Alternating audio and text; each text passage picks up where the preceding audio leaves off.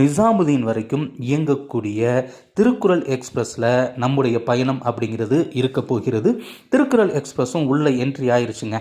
இந்த திருக்குறள் எக்ஸ்பிரஸில் நான் டிக்கெட் புக் பண்ணும்போது அந்த டிக்கெட்டினுடைய பொசிஷன் எப்படி இருந்தது அப்படின்னா, வெயிட்டிங் லிஸ்ட் 20 இருந்தது. அப்படியே கொஞ்சம் கொஞ்சமாக மாறி மாறி மாறி மாறி மாறி RAC 87 வந்து முடிஞ்சிருச்சுங்க. இப்போது மதுரையிலிருந்து நம்ம பயணம் நிசாமுதீன் வரைக்கும் இருக்க போகுது. ஆனால் நமக்கு கிடைச்சிருக்கிறது RAC சீட். கோவில்பட்டியிலிருந்து நிசாமுதீன் வரைக்கும் போகிறவர் கூட நம்ம ஷேர் பண்ண வேண்டியது தான். இதில் என்ன அப்படின்னா, 2 பேருமே நிசாமுதீன் வரைக்கும் போகிறதுனால டிடிஆர் கிட்ட கேட்டு எப்படியாவது ஒரு சீட்டை நம்ம வாங்கி ஆகணும். LHP கோச்சில் இயங்கக்கூடிய திருக்குறள் எக்ஸ்பிரஸ் கன்னியாகுமரியில் இருந்து புறப்பட்டு இப்போது மதுரைக்கு வந்துருச்சு. மதுரையில் இருந்து நம்முடைய பயணம் நிசாமுதீன் நோக்கி இருக்க போகுது. நமக்கு ஒதுக்கி இருக்கக்கூடிய அந்த பெட்டி அப்படின்னு பார்த்தீங்கன்னா S9ல் 39வது சீட்டு RAC தான்.